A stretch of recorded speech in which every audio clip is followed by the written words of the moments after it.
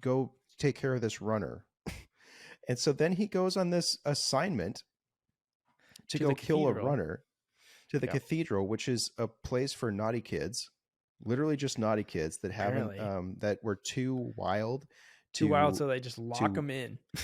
They just lock them in this Lord of the Flies part of the city. And you know what it is, Chad? It's a church for the lock kids in. It's a church lock-in for bad boys. 24-hour church lock-ins, right? I can't help thinking, somewhere in the universe, there has to be something better than me. There has to be.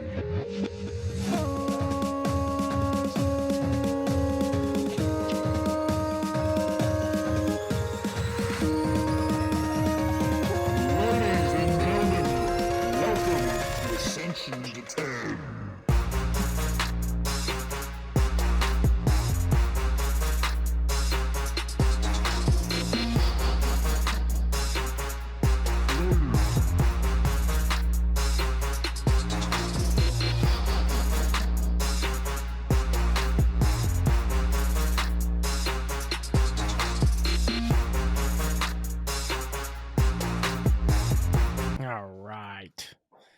Here we are.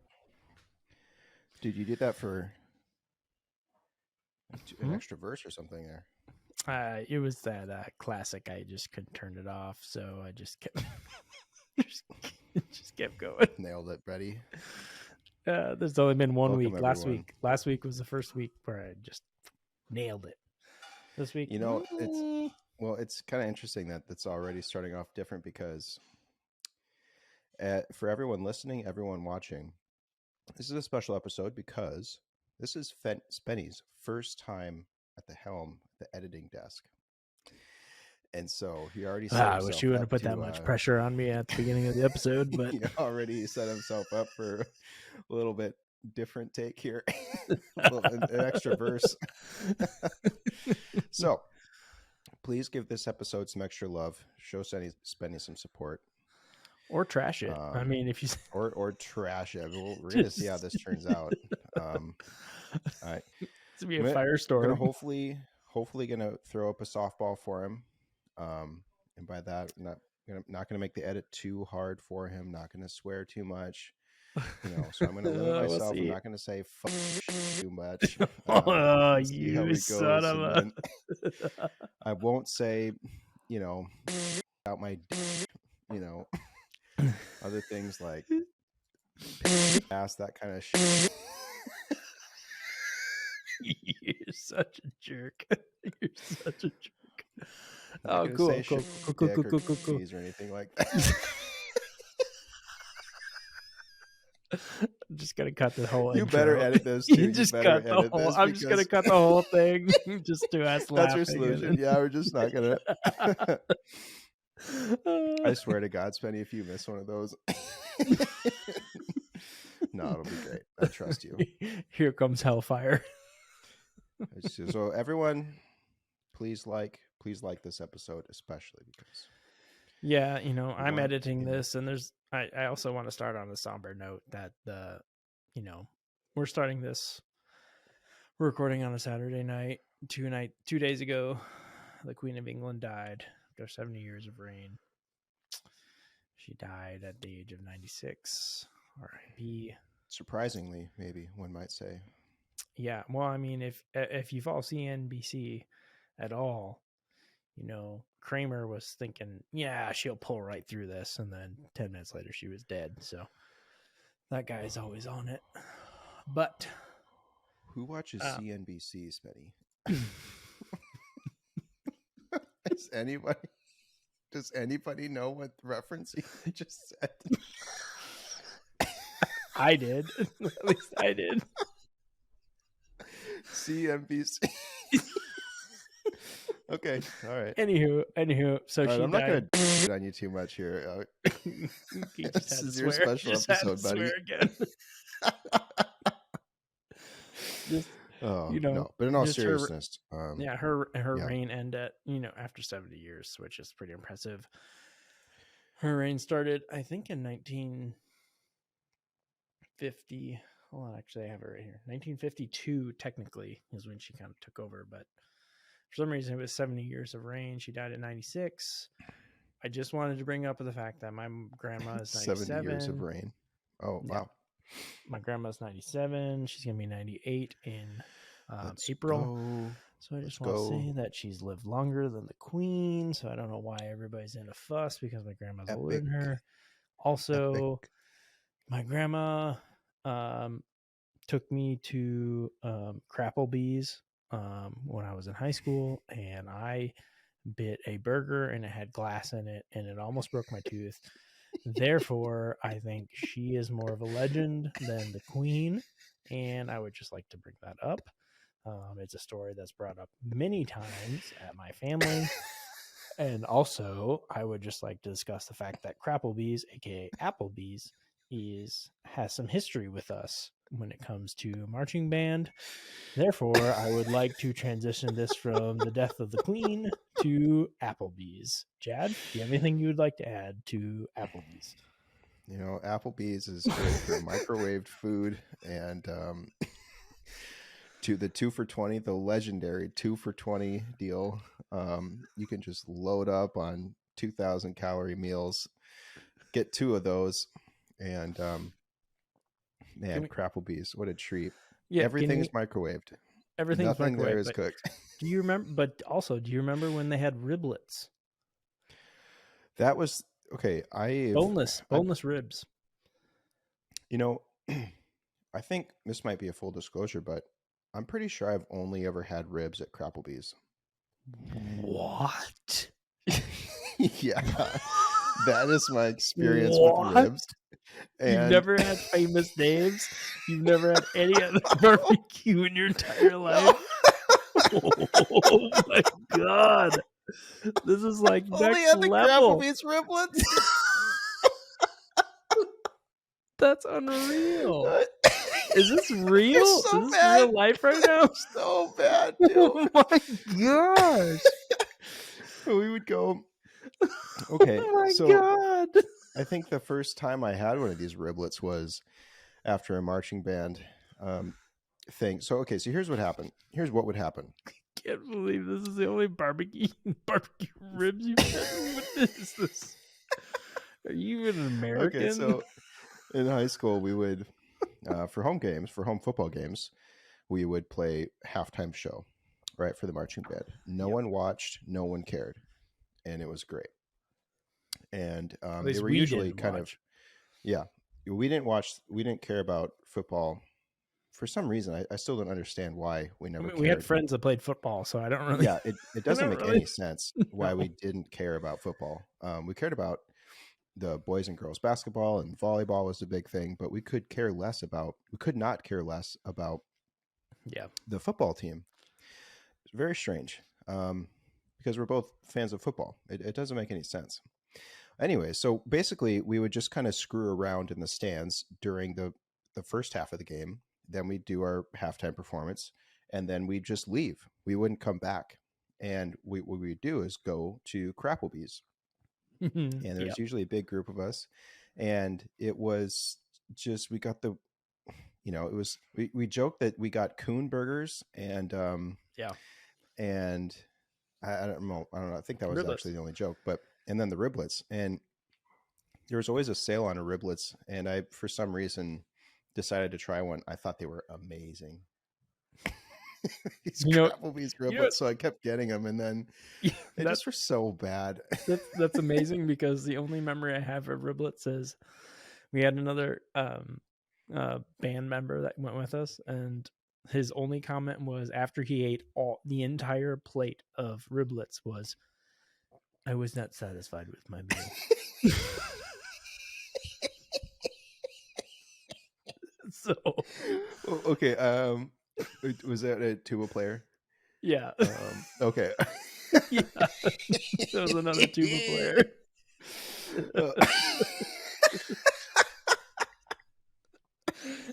It's not satisfied. Oh. Yeah. Holy smokes. Awesome. Oh. But we went there so many times. Yeah, you mentioned the coon burger, and it was we were and like volleyball and stuff, and we went to like an away game. I can't remember what town we were in, but we were there to support the volleyball girls. And it was like the game before you could get to state, and we lost, and everybody was just totally defeated. Then we were with a younger band member, and he's like, "Hey, you guys want to go get a coon burger?" And they're like, "Not now, Dean." Oh, the Dean. So it just got rocked. He always was just tagging around because he was a freshman or something, right? Right. At yeah. the time, and we were seniors and stuff. And oh man. And to be honest with you, we used to go in college to go get Applebees, like a special treat, because we didn't have, where I went, we didn't have any like restaurants at all. So we'd go like an hour up to go get restaurants, and we'd go to Applebees. But since I've like been on my own, 5 times maybe I've been to Applebees since I've grown up. It's not something I'm not sure if I have been. It was funny one year I think it was one Christmas season many years ago. My wife and I came home. We had an epic haul that year randomly too, and I think we ended up with 4 or 5 Applebee's gift cards that were, it was, I don't know, $80 worth of Applebee's or something. And I mean, that could feed you for a year at Applebee's. I mean, that's what, 4 2 for 20s. Right? Yeah. And so I think we ended up, I don't know, just basically donating them to other, I don't know, stuff. But yeah. Oh man, Crapplebees. The other element to this is like, we mentioned that we would skip, like we performed at halftime and then we would just leave. But the other element is like, we used to like street race to Applebee's. Oh, to Applebee's. There used to be a crew of us. There used to be a crew of us of like 3 or 4 cars that would like literally like just drag race to Applebee's. We never got caught, never got in trouble, but we used to just race as fast as we could. And it was just like the expected. I mean, some of these people had trucks at this point. It was just ridiculous. Oh, so dumb. Did not matter. Anyways, man. So that was my connection to the Queen. So shout out to the Queen. Shout out to your grandma. Yep. Shout out to my grandma. She's turning 90 this in a month. Oh, is she? Nice. Yep. So we got some old timers here. Yep. Actually going to a birthday party of hers in a couple weeks, so that'll be lit. Sweet. That'll be fun. Is this your same grandma that we had that Christmas rager at your parents' house, and all the entire time she was just upstairs? Yep. Yes. Thank you. Thank you for bringing that up. This is after.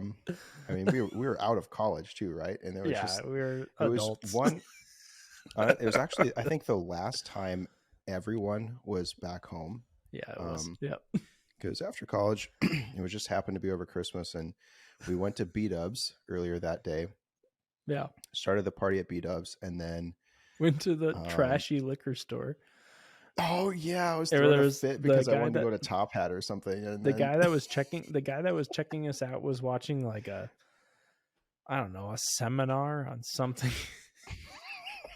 It was a seminar, and there was like half the people in our group were buying Four Locos because it was still legal at the time. No, juice. Okay, whatever. Same thing though, but my goodness, I have never been that. What?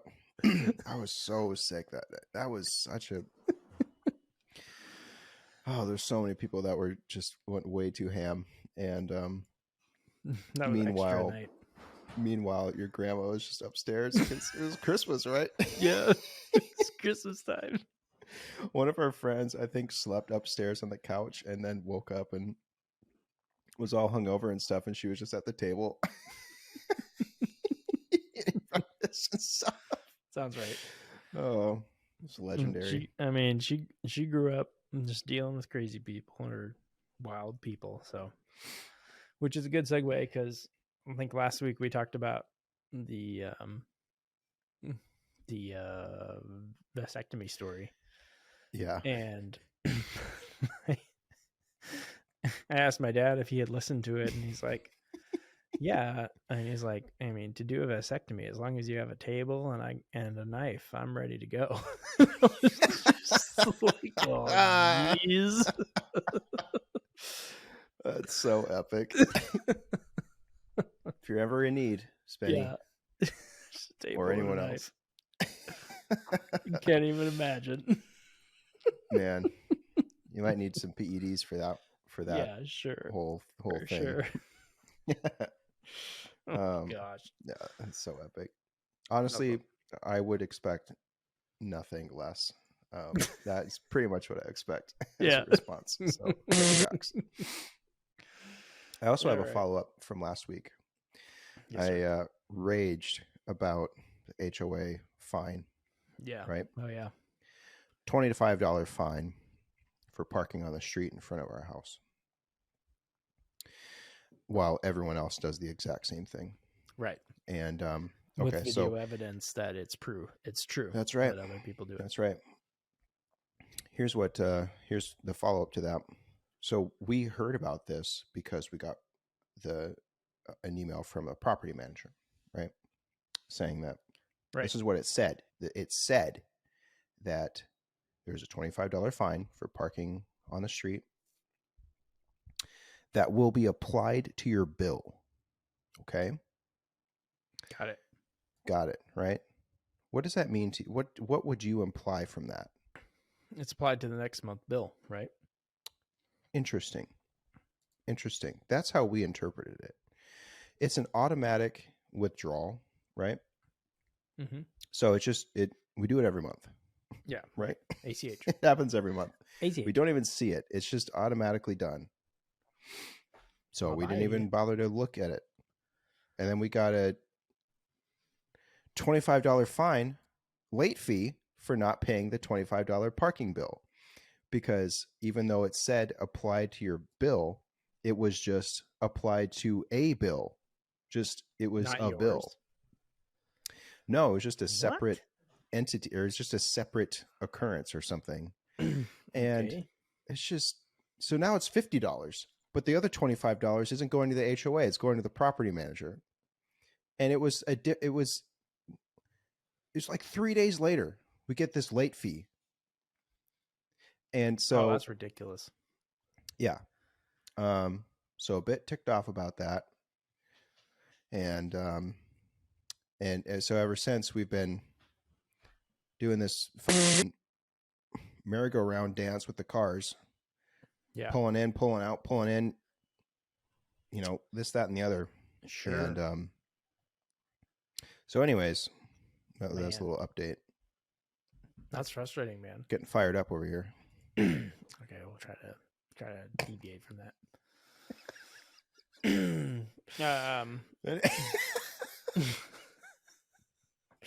All right. Okay, that's all. I don't know how much you want to talk about HOA. Do you want to talk about FFC? Oh, not really. Have you been doing anything? Yeah, no, man. I've been rocking it 5 days in a row, just killing it. Today was the first day I haven't done anything. But then you're off, I've been getting no notifications. What are you talking about? My watch hasn't said a single thing. Last week, let me do some investigations here. Yesterday I was like 350% fitness, like the last 3 days. Let me do a little bit of real-time investigation. Today, you're not going to see anything today. Spencer, today 54%. Yeah, I haven't done much today. Okay, September 9th. Spencer, 182%. Yeah. A bit short from 300%. 119% calories, workout over 300%, standing over like 300%. All right, player. Get it, man. Yeah. I'm sorry. Who do you think you are? Why don't you go get another bucket hat, loser? God. Bucket hat. Bucket hat. Should we Bucket hat. end this right now? Look, I've been traveling. Are you gonna get your expenses reimbursed or what? I sure hope so. I should. It's just I'll make it as painful as possible for those involved, because I guess that's just. Did you get some cash reward again this time? Do you want to brag about getting some sort of cash reward? Nope. Being some sort of scientist or something? Nope. Nope. Okay. All right. Look, I mean, you had a good week. What can I say? I had a non-existent week, so good job. I don't know why you're Is so there harsh. anything else you want from me? No. I think we should talk about the movie now. All right. Logan's Run. 1975. Just so you know, the Queen had reigned for 22 years when this film came out. Also, Let's go. this film starred Michael York, who was the main character as Logan. Logan in Logan's Run. Michael York also played one of the main characters in Austin Powers. Basil Exposition. And all I could think is, the second I saw him, he goes, is from Austin Powers, where he's in Austin Powers 2, where he's drinking coffee, which AKA is Fat Bastard's poo. Stool sample. He's like, Cool. This coffee smells like It is shit, Austin. Oh, good, then it's not just me.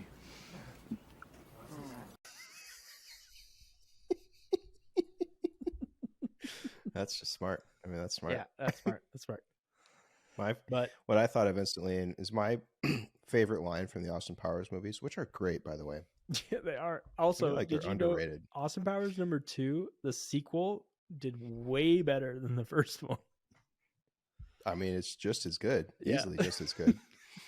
But my favorite part of the Austin Powers trilogy is at the very beginning of the second one. He's on his honeymoon, right? With Yes. Vanessa, how the first one ends. Vanessa, of course, being the daughter to Austin Powers' partner and love interest in the 70s. And when he freezes himself to make himself available for when Dr. Evil comes back, he becomes partners with her daughter. It's very awkward at first, but he then falls in love with her, has the mother's blessing. Yep. They get married. The daughter also is a spy for the British government, very decorated, very well revered within the system, his huge pedigree. She carved her own path through the system, made her own name, got out of her mother's shadow through years of dedication and hard work. So they get married, right? The two top spies, two top people, saved the world from Dr. Evil. Austin Powers 2 opens. They're on their honeymoon. Turns out Vanessa was a fembot, tried to murder Austin in the first scene. And he escapes. And then he recovers and he's just on the road and stuff. And Basil calls him while he's in his car. And Basil says, "So, Austin, how was your honeymoon?" And he says, "Well, Basil, turns out Vanessa was a fembot." Basil says, "Yes, we knew all along, sadly." Fembot being, of course, a robot that Dr. Evil created. You're right. So anyways, I just thought that is so funny. It's so freaking funny. Well, that's also Heather Graham, right? So Heather Graham was from Lost in Space. Well, she was in the second one, not as Vanessa. Oh, okay, yeah, that's where I was confused. Elizabeth Hurley, I think, was Vanessa. Anyways, good on her. Well, anyways, Logan's Run. So Logan's Run, 1975. The Queen had already reigned for 22 years at that time. The budget on that film Are we done with Queen facts? Yeah, or we're are done you with still Queen gonna? Okay. Can you explain your text before the show starts? Spenny sends me this text, and I quote: "Tonight, let's talk Queen Liz 2.0 on take us to the, and I'll take us to the promised land." And I said, "What?" You're like, "Don't worry about it." So what's going? Is there anything to that? I already connected us to Applebees. What else do you want from me? I took us to the promised land. Okay. What more do you noted. want, man? I understand. No, nothing. I got it. So the slogan run came out in 1975, which I would just like to remind you that it came out 4 years before Alien. Wow, they went a long ways. They came a long ways. That's exactly what that I was was 4 trying years. to get at. When did Star Wars come out? 1976. What, the next year? When did this come out? 75? 75. Wow. But the budget on this was $9 million back in 1975. In 2022 numbers, that was $49.5 million, so that's pretty good. And then the box office was $25 million back in 1975, and then 2022 numbers are $37.6 million. So it did pretty good.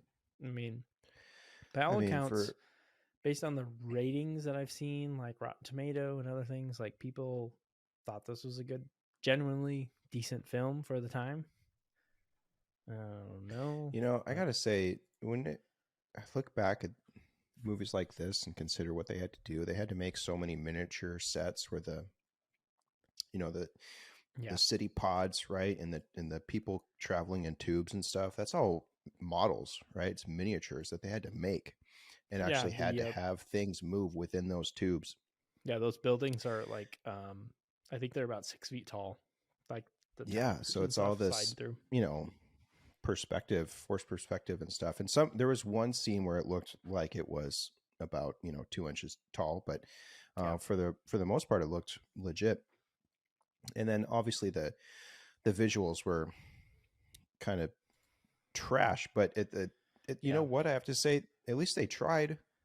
They were trying experimental stuff, and unlike Moonfall or whatever we watched the other day, they didn't try at all. I mean, that's the thing where, looking at this comparatively to like other films we've watched that are newer, obviously it falls very short on that kind of stuff. But at the time, like the innovation that they did and that kind of stuff, like this pretty good, all things considered. Yeah. And also, like, a lot of the themes that they presented in this film, I feel like I've seen in a lot of other films that maybe aren't officially connected to like this film, but there's the elements that you've seen before that have been transferred over. So, now, I mean, it does look like it was filmed in a shopping mall, and that looked very obvious. Yes, that was the shopping mall was. Here, let me tell you, it was called, oh gosh, where did it go? Hold on one sec. I have the exact shopping mall. It got destroyed in 2016. It was called the Dallas Market Center. It was the apparel market. It was at the Great Hall. It was at 2300 North Stemmons Fairway, Dallas, Texas. And they shot that for the carousel entrance and interiors. And they also shot it for the arcade mall interiors. It was a 4.8 million square foot complex consisting of 6 ultra-modern structures erected from 135 acres. So there you go. All right. How's that compared to the MOA? This one was like the levels was like 12 stories. So this was huge. Wait, have we just been under a false impression that the Mall of America is the biggest mall that's ever been in America? I think square footage wise, it might still be one of the biggest malls, but this one was one of those that was really high. I can't say necessarily that was as wide and all that stuff, but when you look at it, there's pictures that they showed because I was looking this up. I mean, it looks like it honestly, it looks like one of those like interior hotels where like the opening is inside. Yeah. It was a shopping center. So, all right. Also, they did shoot at a mall, at a hotel. It was a Hyatt at one point to get you interior shots. Let's go. It was all in Dallas for some reason. Get those Hyatt Regency numbers queued up. Get some frequent stay points. That's right. So, all right, you got a synopsis for us? Yep. A couple things just before I do that. So the crew was only 134, which is way low compared to other films that we've reviewed. So 33 cast, 134 crew, which for all the other special effects they had to do, I was pretty impressed with that. Yeah. All right, here we go. We'll see if this works. In a dystopian future where everyone appears utopian, humans only live until they're 30 years old. They must go to the carousel to be renewed. The place is under a bubble protecting them from the outside environment. The entire system is controlled by an AI computer that manages to keep the population consistent. The main character, Logan 5, a Sandman, discovers an Ankh symbol that they capture from a runner. He befriends another, Jessica 6, and they start trying to uncover what the Ankh symbol means. They learn that the Ankh is a key to the exit to the city. They learn that outside the bubble, everything is beautiful, and they meet an old man who has been chilling. They decide to bring Old Balls back to the bubble, and they show him off. But they first must destroy it, and then they live happily ever after. Very nice. Very nice. This was quite possibly one of the most confusing films we have ever watched. This had the least amount of explanation or payoff from a plot standpoint perspective. There is absolutely no resolution to a single element that happens in this movie. Not at all, man. It makes no sense. It is quite possibly, I mean, they give you a paragraph at the beginning talking about people live till they're 30 and there's like something happened to the planet and that's why they have to keep killing people. And then all of a sudden opening scene is just these babies and they have diamonds in their palms and you're like, what the is going on, man? So everyone is young, so everyone's a young person.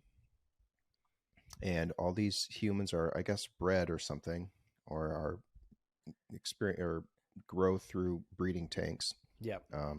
And everyone who lives in this bubble, I guess, just chills. They do whatever they want. There doesn't seem to be any structure for jobs. I think the only people that work are the people that are Sandmen. Yeah. Who are responsible for keeping the peace, as it were, in the form of killing anyone that is over 30 that doesn't willingly let themselves die in a ritual called carousel. Now, carousel. Oh, man. It's this big celebration. Everyone in the city goes to this arena thing, and everyone who's aging out of this existence goes and they wear like court jester costumes and then robes over top of that. And they go stand in the circle thing. And then this anti-gravity cone just kind of descends upon them and they start floating. And then they just kind of randomly start doing somersaults or something for fun. And then they just blow up. And every time they blow up, the crowd gets more and more amped. And they're shouting, renew, renew, renew. And then Logan 5 is there, and he's getting amped for these renewals and these carousel things. And it's just these homies are just floating around in court jester costumes, exploding at random times and doing somersaults and in the air, right? Well, did this scene, when they started floating, it immediately made me think of Willy Wonka and the Chocolate Factory with Charlie and his grandpa just floating up in the fizz thing. And just these unfortunate folks were the ones that just happened to hit the fan and just sparked out of there. Because I was like, what is but happening? They just, we're not kidding. They literally explode. Yeah, they keep sparking, and the people are like, renew. And one of the big premises of this whole film is the fact that people are supposed to be renewed, but as you can see in this first carousel, everyone dies. Like each one of them just gets blown up. Yeah. I mean, they're all supposed to die, right? No, the whole premise is that some of these people are supposed to be renewed. So yeah, but you don't see that. Come that, back to life. I know, but that's but as babies, right?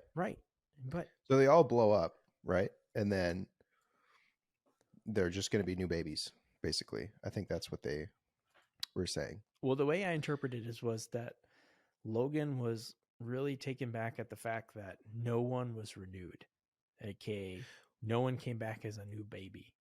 Like these are all just people are. But killed. he only questioned that after the computer gave him the assignment, right? True. So he thought they were just being renewed. Everyone there thought that, there's just going to be some more babies in pods, if they were to go look. That's fair. Okay, fine. But so it's this epic celebration, and then he gets this call saying that there's a runner, and so a runner is anyone that doesn't show up to carousel. Yep. Or I guess, so, okay, they made it seem like carousel was the only way or the only time during which people were supposed to die, right? Mm-hmm. But then there's every single day he's having to go and kill runners that just randomly pop up, right? That's true. And so I don't know, it just didn't align with the whole carousel thing. But anyways, him and his partner, his best friend, they get this call, to go do some running, and they make it. It's like a game to them because it's like hunting this runner, and they were intentionally missing them. They have these little laser guns, right? Yeah. And they were intentionally shooting the runner at his feet so that he would, I don't know, kind of say they could corral him. Yeah. And I don't know, they were just, one of the things says, the buddy, the dialogue in this movie is so stupid, right? The buddy was saying, run, runner, and just shooting him to get him to go towards Logan. And then they eventually kill him, right? Yeah. And I wish there were more scenes with these little hover pods. So he calls in the fact that they got this runner, right? And then they just walk away. They leave the body in the middle of this shopping mall place. Yeah. And then all of a sudden, two homies they're standing straight up, but they have like jetpack platforms. So they're standing on a platform. Yeah. But the whole thing is this little jetpack. And they just start floating in from the rafters, right? These two homies on the jetpack platforms. And then one of them, it looks like what you think is going to happen is that one of them's going to kind of land right next to the body and maybe pick him up or something and take him away. But he just kind of hovers over top of him and then leaves. So in real time, you're seeing this just bro come on a hover pod, miss the guy that they killed and hover away. And then the next scene is just the exhaust from the hover chair makes him decompose. So I don't know if it's been a while since I watched this, but I vividly remember the scene from the original Dune in 1984 when his hand goes in the box and like it shows his hand like searing and stuff. It's that same, I don't know what kind of sequence it is. Oh, okay. Like the burning and stuff. But it's that same thing where like the body, like his body is like decomposing and then all of a sudden it's just gone on the floor. Yeah, it's just gone. But the thing that one of the things that was interesting is, so Francis, who is his Logan's kind of cohort in this whole thing, was actually played Duke Idaho in Dune from 1984. Oh, really? Yeah. So Francis was actually Duke Idaho in that 1984 film. A couple other things about the carousel So there was actually a custom lens that was developed to film that because it was such a wide angle. They had to develop a custom 18 millimeter 1.7 anamorphic lens to capture the entire arena to capture it. So it was like 120 degrees. So it's the widest cinema lens ever built at the time to capture it. So I thought that was kind of interesting. I mean, already this is better than Moonfall, right? Not only was everything basically handmade for this movie, they actually had to invent stuff just to make it. And unlike Moonfall, which is totally complete lack of effort or imagination. I mean, the only part that was frustrating about this film is just, I don't know. It's just, the story itself was just, it just didn't really get you going in any way, or nor did it connect anything. I think that was the hardest part. No. Yeah. So, okay. One of the important things about when Logan kills that runner is he looks through his pockets and takes the dead guy's personal items, right? Puts them in a little fanny pack. That's right. And then the next day they report to HQ or whatever, and they put their booty, the plunder, right, from all these runners in this little analyzer tube. And okay, so the one thing, or there's a handful of things, but the one thing that he takes from this dead runner is an ankh, which is kind of like looks like a Christian cross, but the top of the cross is a loop, right? And so you see him. So this is how they filmed it. He's looking through his stuff, the dead guy's stuff. He picks up the ankh and looks at it, and he kind of does this, puts it in his fanny pack. Okay.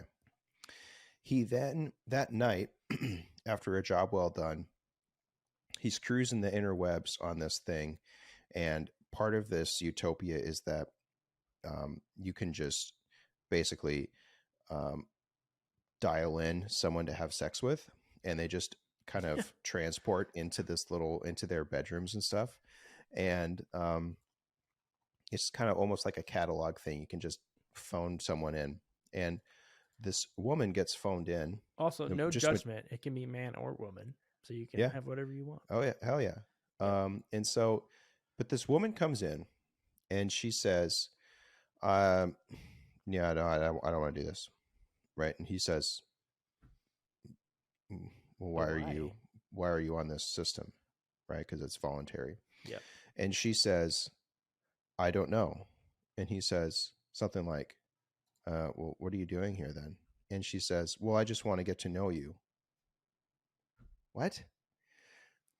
What? Yeah. And then, but the important thing is, around her neck, she's wearing an ankh. Exact same thing. Yeah. Okay, so now this is where it's the next day then, and he's putting all of the stuff in this analyzer tube, one of which was the ankh that he took from the guy. Okay, he's seen an ankh now 3 times. Once he picked it up from the body, on that woman's neck, and then when he put it in the tube. So the computer freaks out and says, "Logan, come here. We got to have a chat. Have you seen this before?" And on a screen, it shows an image of an ankh, and he says, "No." It asks him, "Have you seen this?" He seconds ago just put one in the analyzer, and it says, "Have you seen this? Have you seen this before?" He says, "No." What is that? And then it goes through this whole thing where this is an ankh, it's this symbol for sanctuary. And he says, "What sanctuary?" And the computer says, "I don't know." And then the computer says, "Yo, by the way, no one has ever been renewed. Not once, not a single time." And Logan says, "What? What do you mean?" And the computer says, "I've answered your question." And Logan says, "What do you mean you've answered my question? I haven't answered a question. I haven't asked a question." The computer just says, "Bro, I don't know what to tell you, bro. There's no renewals." I've already answered your question. There hasn't been a single renewal. I don't know what more to tell you. And Logan's like, what am I doing here? And the computer says, yeah, so you're going to now find out what Sanctuary is, where it is, and tell us how to find it. Yeah, you're going to go running. And Logan says, okay, yeah, that's fine.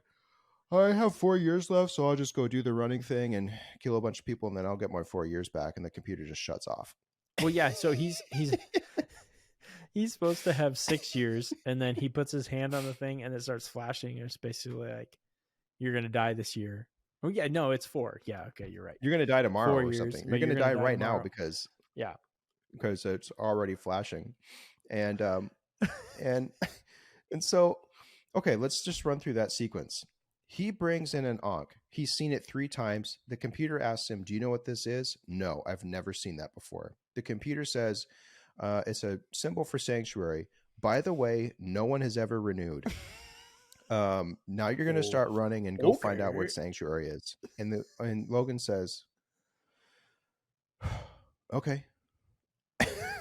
And then his master plan is to get that. So then he remembers, right, all of a sudden, that the woman that he tried to call in was wearing that symbol. That symbol.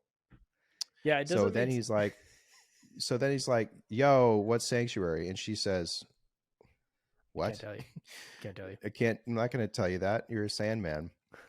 And he says, no, I'm going to run today. No, and I'm she a says, runner. okay. I guess I'll tell you. And then meet me in the middle of the mall. And the plan was that some of her other cronies were just going to strangle him in the middle of the mall. He has this gold chain and he's like taking it off all menacingly and stuff. And the whole plan was to strangle the cop in the middle of the mall in the middle of the day. That's and awesome. Then something happens and he starts running. Or what does he leave? I can't remember. They're in the mall and then they just leave or something. Yeah, they just leave. Oh, they have to go check out the kids, right? Yeah, there's 2 things before we jump to that. So you talked about the part where like he's like seducing her or something, like she shows up on his wall and he's like, oh yeah, I'm totally gonna score her. And then she talks about she's 6, she's gonna go red next year, and then all of a sudden like she shows up and she's like totally like naked basically. I mean, it's like this like sheer like outfit and stuff. But the one thing that was funny is that this film got a PG rating, even despite the fact that there were so many people that were just fucking naked on the whole thing. Wasn't that back then? It was just PG or R. And it could have been. It could have been. Because there was no PG-13, and then R was, I think there had to be some serious stuff going on or something. But then one of the other things in this scene where like he meets Jennifer, which I think that's Jessica. Okay. Jessica's the main character. Jessica 6. This other Jessica 6. But there's a part where like he's pulling her and he's like, let's have sex. And he pulls her. And then all of a sudden the next scene just cuts to him staring at her and saying, like, what do you mean? Yeah. Like, we're not going to do this. And all of a sudden like his homie comes in and then laughing with 2 chicks on his arms. And then he just throws a ball in the air and then smoke goes everywhere. And then it's just, and I wrote a note about that too. Yeah. His homie comes over right after also a hard day of sand manning, kills one person. He brings 2. Yeah. And before he throws up that thing, he says, this is the line. And I went back and put on closed caption to make sure I didn't miss this. He says, let's straight up. And then he throws this magician's smoke bomb at the ceiling. And then this pink smoke falls. And then that's the scene. It's not let's straight up do this or, let's straight up or something. It's let's straight up. And then it's just the dialogue is so strange. None of it makes sense. So Jessica was basically going to bring him to get killed by her associates, because she is part of this Sanctuary thing. group of people that don't want to die. Basically, there's a faction. Basically, all the runners are part of, or maybe not actually part of this, but there's a subset of people that don't want to do carousel, that don't believe in renewal, and they just want to live. They don't think it's necessary to die when you're 30, right? Skeptics. Yep. And as far as the audience is concerned, nothing has been explained as to why this is happening anyways. No. Right? All it said was that there's a war and then there's a bubble city and people only live till they're 30, right?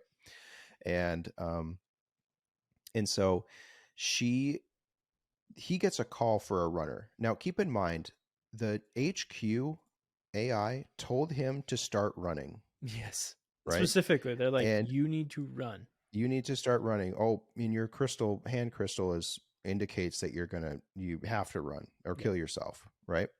And so he is then just trying to do undercover stuff with Jessica 6 because of the Ankh symbol. She says, yo, let's meet in the mall, plans to kill him while with her homie strangling him. Right. And then he gets a call from work that's controlled by the AI, right?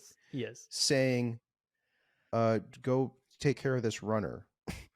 And so then he goes on this assignment to go kill a runner to the cathedral, which is a place for naughty kids, literally just naughty kids that haven't, that were too wild. So they just lock them in. They just lock them in this Lord of the Flies part of the city. And you know what it is, Chad? It's a church lock-in. It's a church lock-in for bad boys. 24-hour church lock-ins, right? Because literally they call it a cathedral. Yeah. And so then it's just these kids that are, just wild, right? And because there are no adults there. There's nobody there to supervise them. And then I guess when they age out, they just age into some kind of maturity and then they just leave. They just leave these fully formed adults that are ready to integrate into society, right? Yeah, I guess. But when they're there, they're all just savage and unkempt and stuff. And then there's this standoff with a group of 30 kids and then Logan, and they're holding up spears and stuff. But then the main kid holds up a piece of lettuce or something. Did you see this? What was that? He holds up this green piece of lettuce in Logan's face. And then Logan just shoots his gun off to the side and says, and they all scatter. It's just like this. It's just like a sword or something. And he's just like, yeah. But there was something green on the end, right? The thing that he actually holds up to his face was green. It looked like a piece of lettuce. And then all Logan did was just shoot his gun. And then he had a gun the whole time, right? Yes. So he let the kid do this swirling just stuff. Watched and then him for a while. Just like pew! But then there happened to be a runner in there, an adult. And you think maybe the cathedral is. How did she get in there? You have to have like a secret key to open the door. Who is she? Why is she there?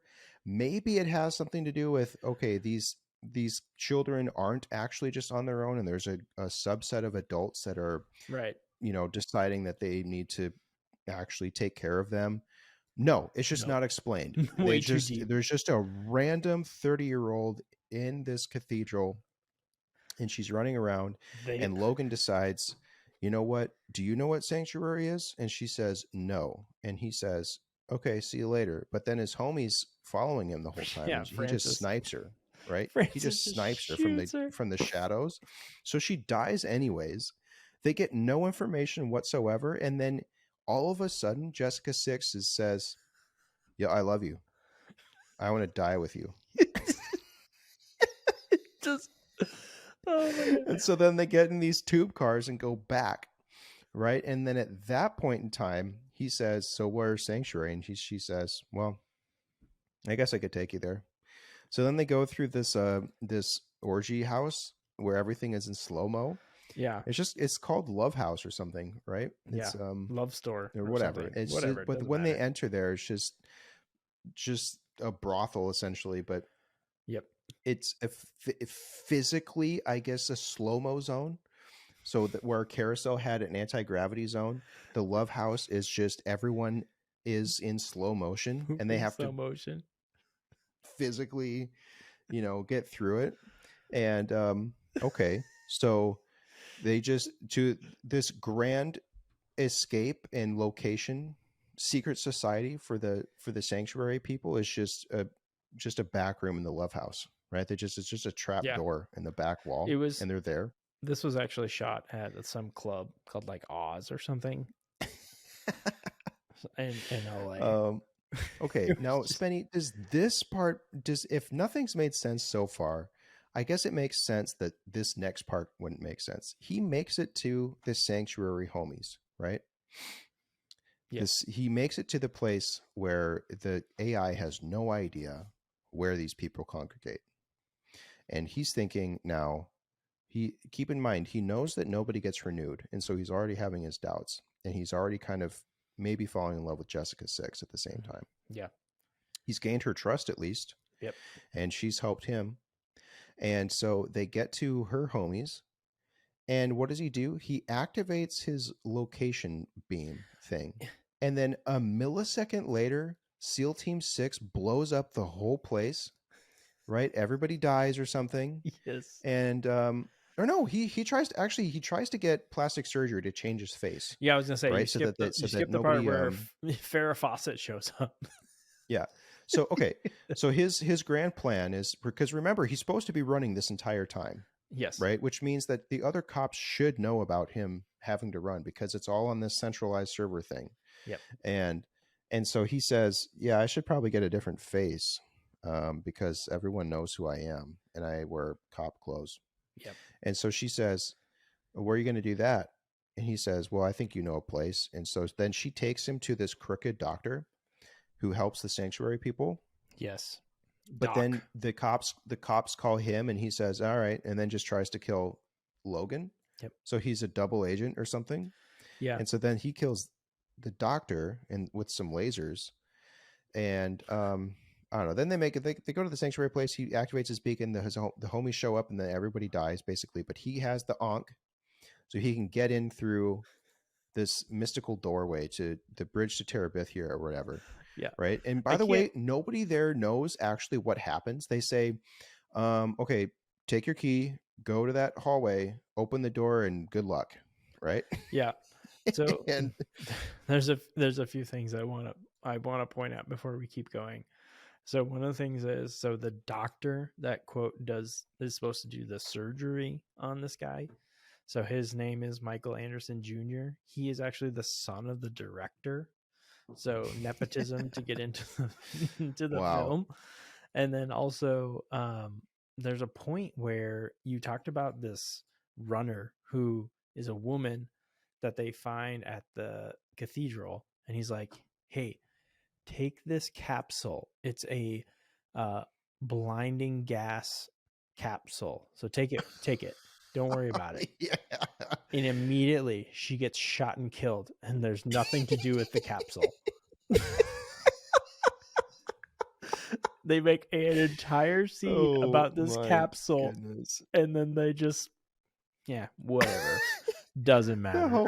His buddy just literally snipes her from the shadows. And the whole as soon as she walks away. It's like this whole time, it's this like Francis is this guy that he works with, but Francis seems to always be a step ahead of them somehow, even though they know where they're going, but he doesn't know. Francis doesn't know where they're going, but Francis seems to figure out where everybody's going all the time. Yeah. All he wants to do is party, right? He wants Logan. He wants to do hot tub baths with Logan. He wants to have sex party baths with Logan. He just wants to chill with Logan. He wants to have sex parties with Logan, get straight up. Straight up. There's a scene right before like Logan. There's two scenes. So there's one part where Logan, he is getting told all this information from the AI to run and all this stuff. And at one point it shows us outside of a building and happens to be the headquarters of Zale's jewelry. So that's Zale's jewelry. That's the headquarters. And then once he gets done being told to be a runner, It's just Francis, his homie, is just chilling in a hot tub, just hanging out. And there's people and there's dudes in the background just doing backflips in this fitness center. And it's a legit fitness center in Dallas. Yeah. And, oh, really? Yes. Just the stupidest stuff. I just had to make sure we pointed out. Oh, man. But yeah, so we're to the point now where like he tries to get his face done. The doctor is trying to kill him, but then they have this big fight, and the doctor gets thrown on this bed where like he's supposed to get his face, where Logan was supposed to get his face done, and the doctor ends up just getting lasered to death and dies. And then it moves to this part where like they're running and they sneak through this hole where they're like all these spears are like poking at him and shooting gas at their face. Yeah. Yeah, he puffs up air These out, little glow lights out of the tips of the spear points, right? Glowing spears with gas just keep shooting him in the face. And then they're like, oh yeah, okay, this guy's cool, because Farrah Fawcett shows up and she's like, no, that's them. They were trying to hurt the doctor. So yeah, that's the guy. And they're like, okay, yeah, you can go. And then all of a sudden it's the explosion, and then SWAT Team 6 shows up. And Logan he gets the key from the necklace, the Ankh, and he learns that he can open this door. But the thing that I didn't understand is, so his friend Francis is chasing him the whole time.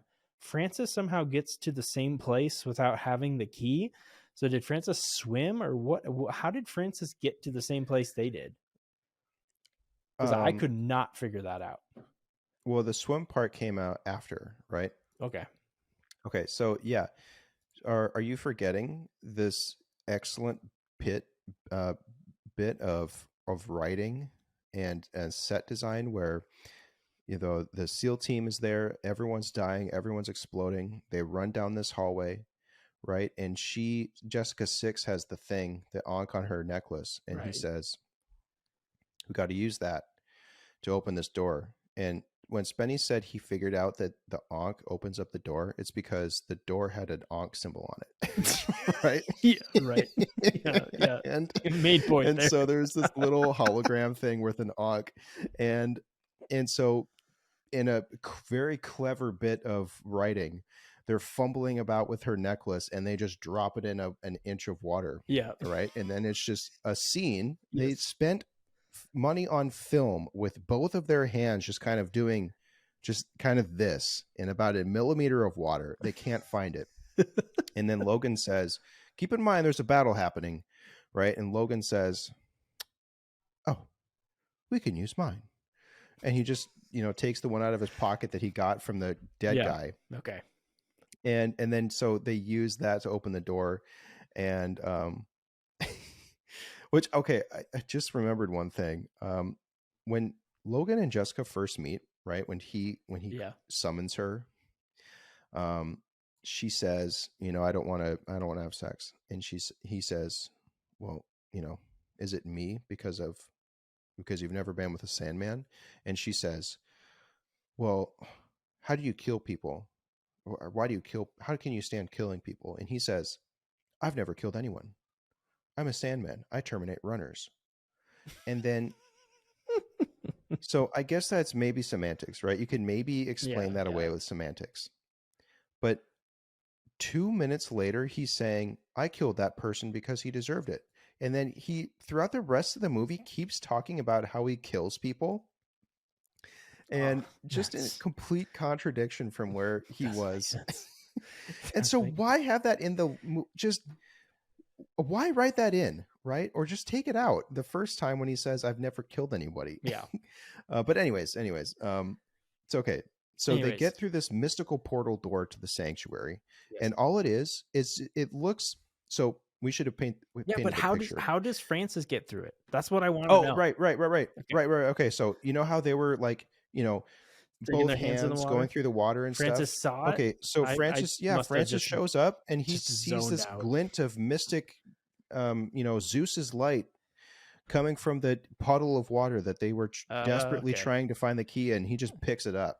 Okay, I must have just totally blacked out on that scene because I was like, "What? Yeah, well, how did he get in here?" Okay. Yeah.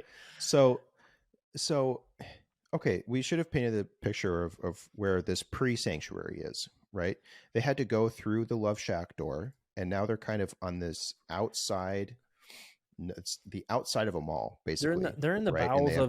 bowels of Demolition Man. That's where they're at. Yes, right. Exact same. It's all these industrial furnaces and stuff. It's all industrial pipes, and everything is completely different. It's the back doors of the Bubble City. Okay. Yeah, and just so you know, this was actually filmed at a sewage disposal plant in California. That's how they got it. So just so you know. Oh man, that's how epic. That's how all these big pipes showed up. It's so epic. Okay, so okay. Sorry, didn't mean to distract you. But the big thing is that before they get through that door, homie is like, all I'm going to tell you is you keep going down. No matter what, just keep going downstairs. Just keep going down. Don't go up, go down. The sanctuary guy, right? Yeah, he's saying go down. Yeah, okay. Yeah. Okay, so it's the sanctuary, pre-sanctuary people who don't know what sanctuary is, but know how to get there because the ankh and the door, right? They're in this industrial part of the city. And so they get to an industrial door, right? And then it's this big grand reveal about what sanctuary is. And it's just more of the same. What could you possibly imagine it to be other than just it's more industrial type stuff, right? Right. It's more catwalks, more ladders, more pipes, more things of tanks of water, right? And so then what Spenny was talking about earlier is Francis follows them in, immediately finds them. Also, like what Spenny was saying, they've had this huge time head start, right? Yeah. And he just walks up and finds him, right? The one thing I found funny about this scene was that, so they eventually get soaking wet because Francis just fires his laser gun and it bursts open this. I guess they're underwater at this point. They're under the ocean or something. Yeah, he blows like glass and he shoots at them and it blows up this glass bubble thing and water just rushes in and they get out and they get to this next door or something and manage to wall it off. But yeah, okay, Logan's able to close the door of rushing water. Yeah, right. Yeah. The point is they get really wet. Yes, right? Yeah. Okay. In a couple scenes before that, when they're just walking around, right? Nobody's there. It's just them. So there's nobody on the other side to greet them. There's nobody to, Spenny said you just have to keep going down. Well, they go up several flights of stairs at one point. And but there's one scene where they're completely dry, right? Logan's dry, Jessica 6 is dry. And they're just kind of running through these catwalks and stuff. And the next scene, she's soaking wet. And I had to rewind this. There is a scene where there's this just not a waterfall and it's just not a burst pipe, but there's just water kind of overflowing some of this other industrial stuff in their path. And so you see Logan walk around the water, right? And then you see Jessica walking towards it, but then it cuts. But I specifically was kind of inching through these scenes. You can see that she's wet before she gets to that part of where the water is overflowing. God. Yeah. And so, but then in the next scene, she's completely soaked and he's completely dry. And so it made me think that they had to reshoot one or two of these scenes several times to do something. Keep in mind, there's no dialogue at this point. There's nothing to actually reshoot or to redo anything. Yep. She's just randomly soaked. And then it's the scene where she's soaked. Yep. And so, it's just dumb. It was so obvious that she's wet. Yeah, this is perfect because so Francis shoots and they get flooded and then they get washed out, and then Logan is able to lock the door, and then they get to this next section where they just I can't remember exactly how it happens, but they kind of just fall, and then they realize they're on an elevator, like a utility elevator, and he stumbles on the activator thing. He stumbled. It's a giant lever, and he activates it. Yeah. So that's my whole point is that they keep saying go down, go down, go down. They went down one flight of stairs, and then all of a sudden they are going to the surface. Yeah. And so they show up, and then all of a sudden they're at Superman's Fortress of Solitude. just all of a sudden, an ice cave, right? On yes, Krypton. Yes, and in the scene, and in the scene, they're both wet, and they're like, "Oh man, we're so cold. Let's just take off our clothes and let's put on these furs." So they literally, it's just like Jessica gets completely naked and puts on this fur, and then they see this robot that shows up. That's obviously smokes a person being a robot, just like in Supernova, right? And it's like, here we are, and he's like in this shiny thing. But then they're like, go ahead. Well, except that this. Okay, so you said that Star Wars comes out a year after this, yes, right? With C3PO and stuff, right? Yes, yeah. Okay, this robot is, first of all, its name is Bois. Okay? Yes. It's this 8-foot tall box that's spray painted chrome. It has dryer vents for arms. Yes. And just a spray painted kind of Wizard of Oz level face thing that kind of moves. And oh my God. It looks, and it's on wheels or something. It's not a remote control thing. I mean, it's literally just a washer and dryer stack that's chrome. Yeah, it's so bad. Okay, but now this is where it starts to get to the point where up to this point, okay, let's recap. This weird utopian society, everyone dies when they're 30, somehow, perhaps ostensibly to maintain, I guess, nutrition and resources, right? So they don't run out. They keep it consistent. So the population is even. Right. Yep. And I guess it's kind of overseen by an AI that you meet once that just reveals to Logan the secrets that there's no renewal, that everyone's been tricked to thinking. And it says, the AI says, go find sanctuary because we don't know what it is. We don't know where it is. And we want to know where these people are escaping to. Okay.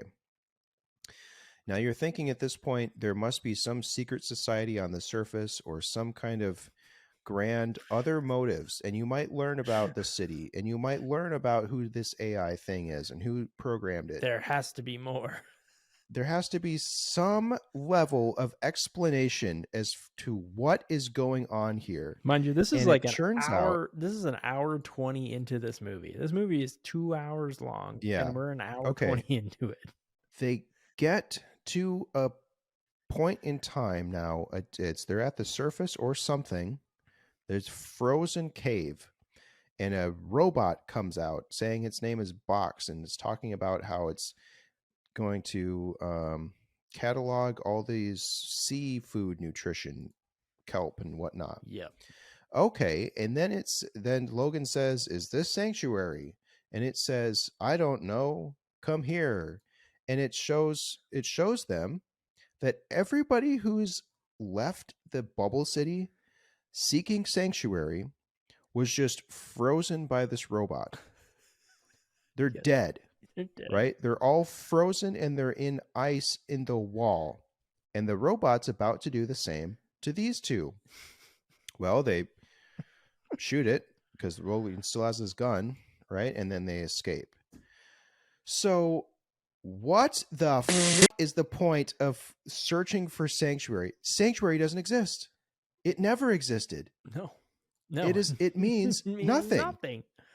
Well, that's then they get, they get out further to the surface. We'll just jump to the end because literally nothing else happens. They escape the cave, and then it's just Washington D.C. because you see ruined monuments in the Senate and stuff. An old dude is there, and he has a bunch of cats, and apparently his mom and dad died. Yeah, he sounds like Popeye. Yeah, he's just kind of and then they touch his face. That's it. They touch his face. There's no one else there. They touch his face because he has cracks in it.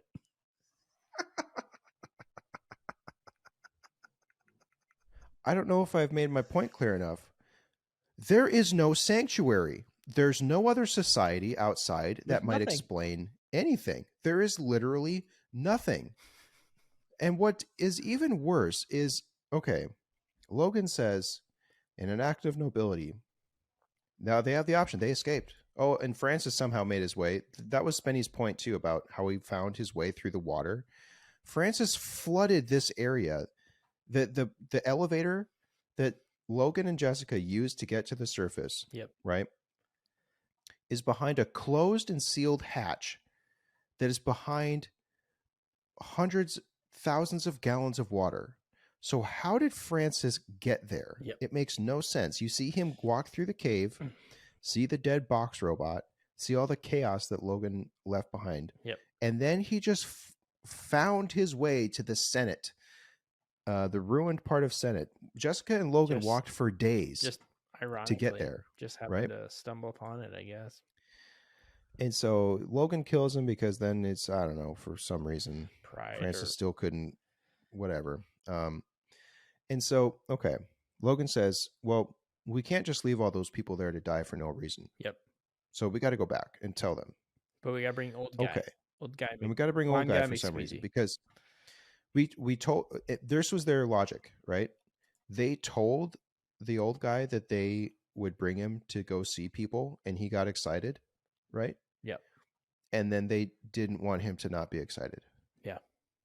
Right. I guess maybe the point, I think the point was that so everybody could see what an old person looked like and that they didn't have to die at 30.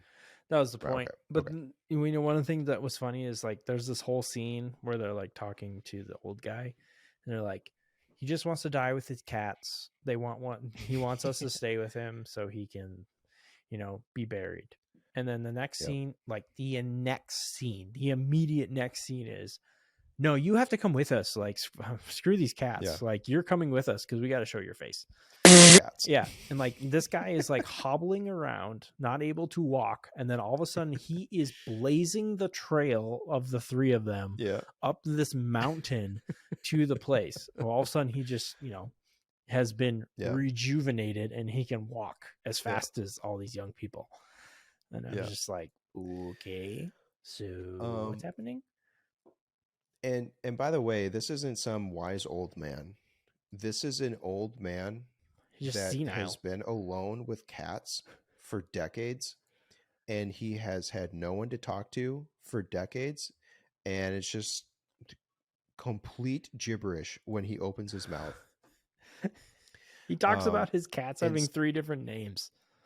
He's talking about calling. He talks about having one cat named Asparagus, and he's like, "It's so hard to remember. I just call him Gus."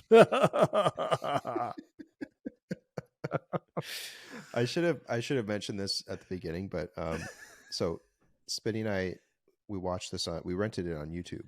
Yes.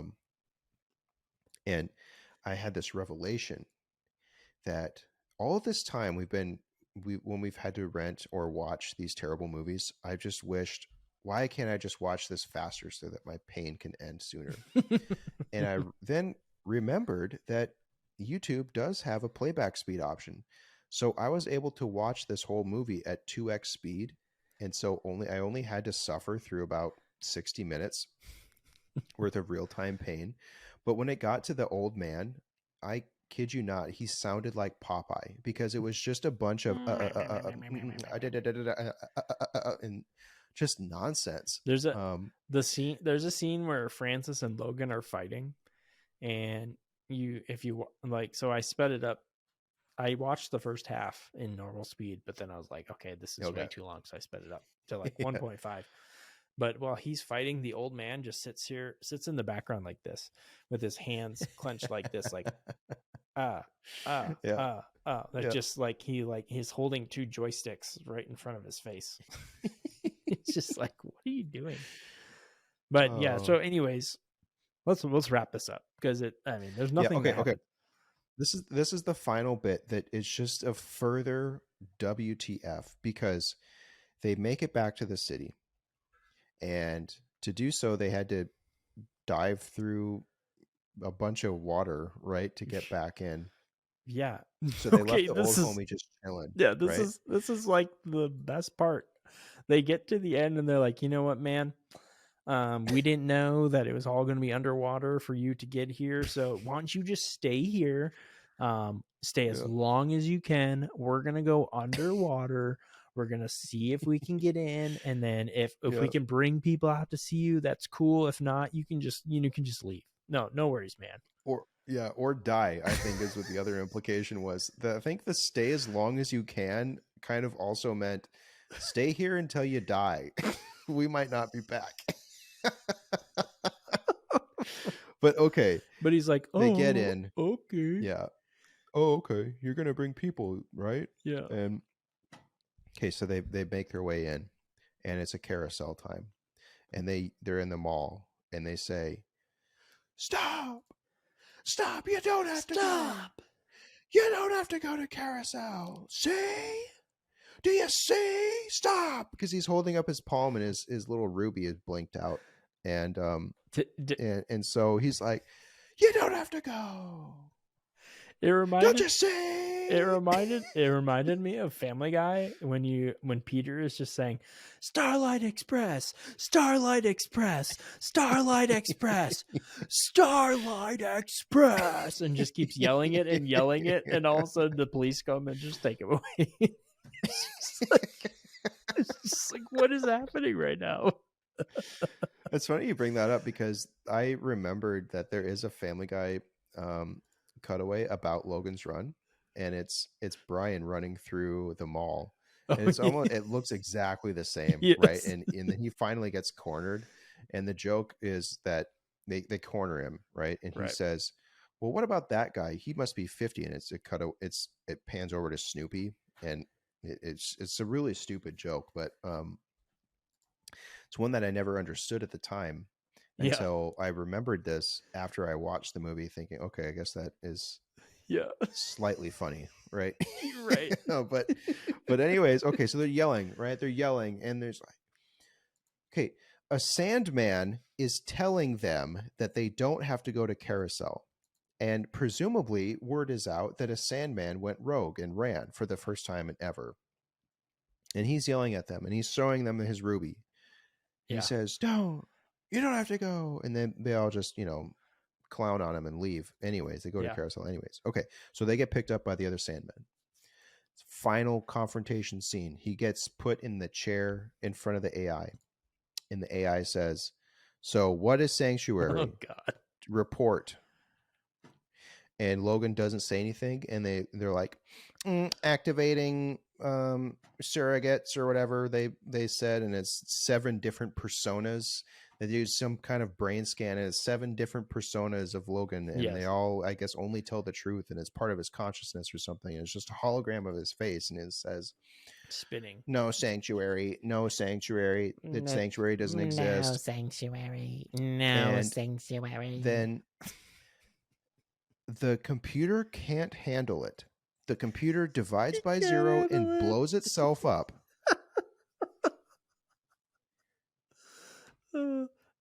This is the what origin. What does this mean? Is this the origins of Skynet? Did we just destroy Skynet from Terminator? This literally couldn't make any less sense. I'm sorry. The computer. This whole story. The computer thinks there is a sanctuary, right? Because people have this symbol and kind of talk about it and then disappear without doing carousel. Oh my gosh. Turns out they just get frozen by a robot. So they were tricked. The computer was tricked. The computer sends out this secret spy, this double agent, to figure it all out. Instead of just being, the computer could say, oh, there is literally nothing to worry about. There is no society that's going to bring down our bubble city. I'm completely fine because there's nowhere for these people to go. And instead it just can't handle it, and it blows itself up, and then it blows the entire city up. Yeah. And everyone escapes, or everyone just is forced to leave because the computer blows itself up. It blows itself up. What does this mean? There isn't a single answer for any possible interesting thing here? No, there's literally there's no answers to anything. Like everything just, the bubble implodes. A bunch of people crawl out. They see the old man. They're like, "Oh, well, it's not that bad out here," and then it just ends. That's it. And then it ends. And you're just like, okay, so they're not going back to the mall. I guess they're not prepared in any way to live outside of the bubble. They're, for all intents and purposes, children. Yeah. Right? Yeah. The old man is a crazy old man. It's not like he can teach them anything. Oh, he's old. Right? He's just old. He can barely remember words, like, let alone, I mean. And so there is absolutely no resolution to a single plot element of this movie. I've never seen anything like this. Yes. I know this was a book and stuff, and maybe I should read the book. book. Okay, so this is a big section that I wanted to talk about. So in the book, it's a totally different time. It's 2116. The maximum age you can age to is 21. The reason they went with 30 in this film is because a lot of their actors would never be under 21, so they decided, screw it. We'll go to 30. The last day is also called the sleep shop in the book, and it's this sleep shop. And it's this willingly execution where you have this pleasure inducing toxic gas that kills you. And so you just have, oh my God. And then so the palm flowers that they talk about, like these crystals embedded on them. So it's actually only supposed to go in like 3 stages or 4 stages. So it goes 0 to 6, 7 to 13, 14 to 20. And then when you're 21, you have a flashing light. That's your last one. And it turns black. So runners are just as similar in the story. Runners are people that don't want to die, so they run away. Okay. For some reason, so Logan 5 in the film, he's actually called Logan 3 in the book. So change the number. That's such a stupid change. Why? And then also Francis in the book is another Sandman, like he is now, but he's a friend of Logan. But it turns out that he is disguised to be he's old. He's 42 years old, and he's here to he has a faulty palm flower, and it changes colors because of plastic surgery. So he's the spy? So he's like the spy guy to help them escape. But the thing is, Sanctuary in the book is this place called Argos, and it's an abandoned space colony near Mars. So Logan and Jessica escape to the colony in a rocket that departs from a former space program in Florida, and they go to space. They go on a rocket to escape. That's totally different from this movie. All they had to do is follow the book to make this movie make any sense, right? Was to have an actual sanctuary. Leave out the spy part, leave out the Francis part if they whatever, right? But just have something like that in Washington DC that they then meet up with people. It was one dude. Sanctuary was one dude. One old guy that had nothing to do with Sanctuary, right? I mean, or explain the robot. Explain this random robot that just freezes everybody thinking they're going to Sanctuary. I don't know or have a purpose for the freezing other than just the robot thinks he's freezing these people because the people are going to be food later. Well, can you explain to me? So they get to the robot. The robot has all these frozen people. He's got birds frozen up above. The second they kill him or like short circuit him, all of a sudden everything starts to melt. So was he like was he like the magical ice cube? Yeah, and then everything starts to melt? What happens? I mean, they didn't even. I don't know if it's supposed to be implied or something. I mean, is Box a precursor to the whatever AI system that the Bubble City was? Or did the AI that controls the bubble thing go rogue and do its own thing? Is this misunderstanding? I don't know. How can there not be a single explanation for anything? Dude, I don't know. There's one thing that's interesting on this. So the Box the voice is played by Roscoe Lee Brown, and he is the only African American character I could find in this film. So the only African American character was a robot, and it's all just the rest was just white people. But it was just obviously no diversity back then, but yeah, standing up for representation. Yeah, right. Get the robot. So I will say that the author of the film, or author of the book Logan's Run, William F. Nolan, he was overall unhappy with the movie and hoped to get another chance with a sequel. Unfortunately, that idea was dropped and it went to a series. So they did have a series for a short period of time after the film came out. But he was displeased beyond words, were the direct quote. How could it be worse? So that implies it was worse, right? Yep. Holy smokes. Since the mid 1990s, there's been conversations about kind of readapting or rebooting it. And the latest one was 1997, where they wanted to have Leonardo DiCaprio in it. And now, as of September 2020, the project resides in developmental hell, is the quote. And then there's a few more things.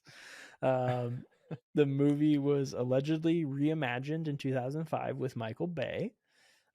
It was let's go. The Island with Ewan McGregor and I can't remember the other girl's name. But it was a similar concept. Basically, the inhabitants didn't know they had a clone of the real people. They believed they were on an island to be in the next stage. And then everyone died when they were 30. So they believed they were renewed at the next stage. So it has a similar element to it.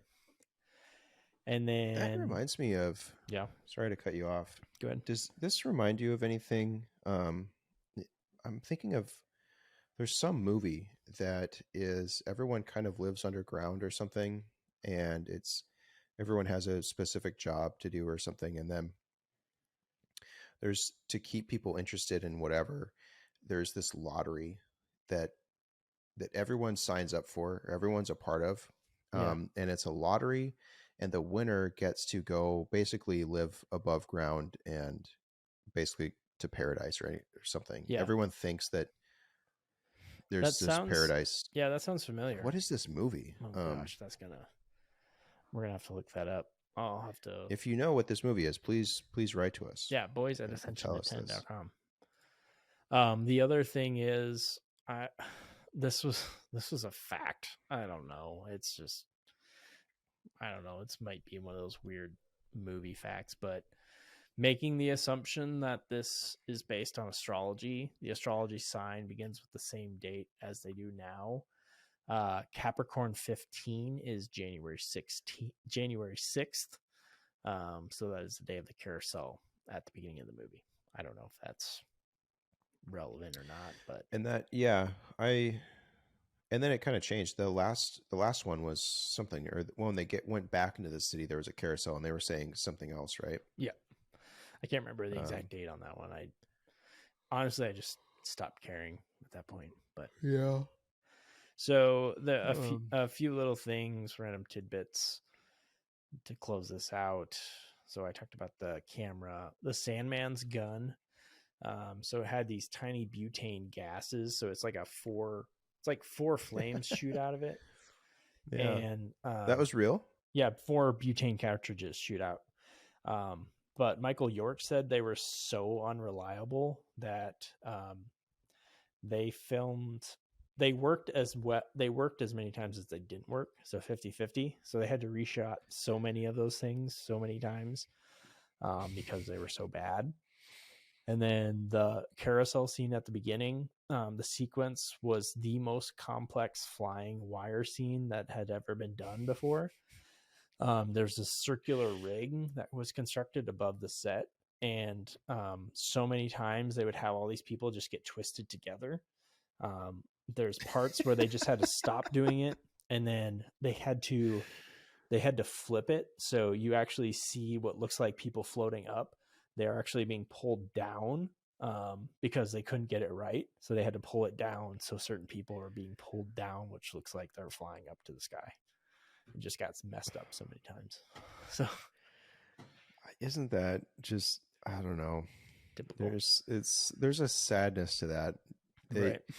The production crew works so hard to make something like this, right? And to get it to work, and the director, who cares about that person, but the people actually doing the work, right, and trying to make this what the director wanted and the production wanted, and to have it look so stupid, right? But isn't there so many times in this film it reminded you of other films? Like, have you ever seen In Time? It was like this Michael or who was it? Justin Timberlake is in it. It's like this film where they have their time. They have to keep their time going. It's like that similar, like time. Yeah, time is currency. Time is currency. Yeah, the wealthiest people are the oldest. Right. So I mean, it varies in that. There's different, oldest, but like different little elements that kind of trickle in through cinema, and it reminds me of like what's is it Gamer? Is that the one with where like he plays a character, but like he's trying to escape the game, similar to like this bubble and trying to get out. I was trying to think of, there's some other films that kind of just take elements from this and kind of, so it's like the start of something. Obviously it's been grown upon, but like the island, I guess, is another element that was taken from it. So look, it is interesting, right? What they set up is interesting, right? To me, this is the execution of this, and the resolution or lack thereof is what I would do if I were tasked with making a movie and was told, you just troll the audience, right? Make them as confused as possible with no payoff. If this movie was a comedy, like I would think it's funny. But it's not. They take themselves very seriously. If I would have known it was a funny film, then I'd be like, "Oh, this is awesome!" Like it makes no sense. This is hilarious. But having in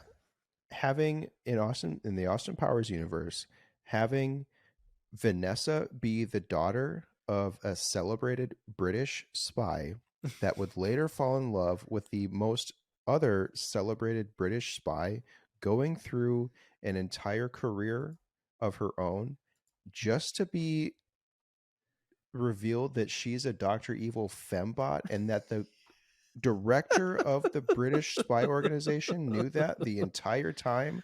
That makes more sense than whatever the hell this was. Yes. I can't stop going back to the fact that this is based on a movie, and the only two elements they kept were, there's a time, there's an age limit, and there's this guy named Francis and Logan. We'll just change the rest of it to make it fit. Yeah. I don't know. Oh, man. I'm trying to think of, was there another movie? I'm sure there are several other movies, but other movies that have the same name as a book, but are just nothing like what the book was. Battlefield Earth. Oh, maybe.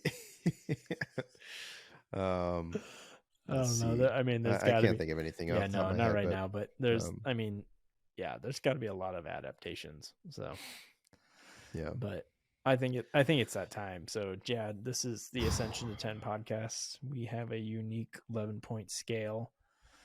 Goes from Ascension to 10. Jad, what is your score on Logan's Run? It's been a while since you've gone first, I feel like. Yeah. I'm trying to think. So it does. It's closest to Kroll in terms of, era Exactly. Yeah. and production. Yep. Is it better or worse than Kroll? Kroll at least had some kind of a narrative. Yes. Right? Yep. This looked better than Kroll. I agree, actually. I mean, I got to say, them making camera lenses and stuff and having to make all of this stuff is impressive. Yeah, I did see some pictures from behind the scenes of like, obviously you can tell that it's not real life. It's these scale models of these different buildings and stuff, but it's quite impressive. I mean, it's like a glorified, Disney World that they developed. So. Yeah. You know what? I'm going to say this is a 2. It's just as good as Kroll on the Ascension to 10 scale for me for different reasons. I mean, it has all the makings of an Ascension, though. I know but you have to give. But there are some elements that, for the time, were probably very good. Yeah, at the time. Yep. So we're gonna go with a 2. All right. I gave it a 1.7. So okay, pretty close. All right, but I felt this was a little sub Kroll just because I didn't find the story quite as compelling. And I mean, it was an hour long of just complete boredom that I wish would just end. So, yep. But there were some elements, like you mentioned. I mean, there was a lot of firsts that they did. I remember when I was reading about the original Dune. So there's some scenes where like you see people marching up the stairs, and there's the ships. So what they did was they cut out. So they had the ship kind of cut out, and then in the sections where the people were walking, it was like cleared out film. So that's one of the things that they did on this. Oh, cool. When you saw the walking, it was actually people walking. Yeah. The rest of it was kind of just cut out pieces on the film. So. Oh wow. Yeah, they had to do stuff very, very clever, right, back then to make things, 2 completely separate things. Yep. Be in the same scene. Yep. That's a lot of work. And so much work for such a crappy result. Yeah, I mean, also looking back, I mean, you're talking about, it was almost 50 years ago now. So. Yeah, but people knew how to write things back then too. And that's where that's also where I come back to Alien was 1979. So 4 years later, and it's like this versus Alien, and it's like the difference of this film is just unreal. So quite the evolution. Yeah, so I'm glad we could cross this off the list, though. Yeah, no, it's one of those that it's kind of been. I had it on the list and it's been lingering because people have always said it's one of those must-see sci-fi originals. So yeah, but I'm glad it's over with because I don't think I'd want to watch it again. I mean, pretty weird. Anyways, well, speaking about watching, next week, watch next. We're gonna watch Wing Commander. Oh, Freddie Prinze Jr. Boy, with who's the blonde guy? Oh yeah, that's in all those same movies. Lillard, Matthew Lillard. Yeah, it's Matthew Lillard. That's it. Yeah. You're probably gonna later went on to play such roles as Shaggy. I think that's where his career ended, right? Yes. Shaggy. Yep. It's Matthew Lillard, and then the girl in this is actually from Saffron Burrows. If you've ever seen she plays the mom in one of the seasons, and then she plays Cynthia Taylor in Mozart in the Jungle from the Amazon Prime series, Mozart in the Jungle, where it talks about the all right, shout out. God, what's that? I gotta say, Symphony. I have fond memories of this movie. Me too, and I also remember playing the game. So this is based on a game, Wing Commander. So that's the premise of this film. Wing Commander is a flying space shooting game, that they adapted into a film. So let's see how it goes. This is the movie where they say when one of their fellow pilots gets killed, they say they never existed, right? Yep. Gone never existed. Yep. Yeah. Yeah. So we'll have to see. Sweet, man. We'll have to see if how memories keep it. Yeah. But we'll see. Cool, y'all. And if you have a show that you'd like to recommend, you can reach out to us at boys@ascension-to-10.com. You can find us on the socials at Ascension To 10 on Instagram, Facebook, Twitter, and then you can find us at youtube.com at Ascension To 10 Podcast. Until later. Bye. I'm Spenny. He's Jad.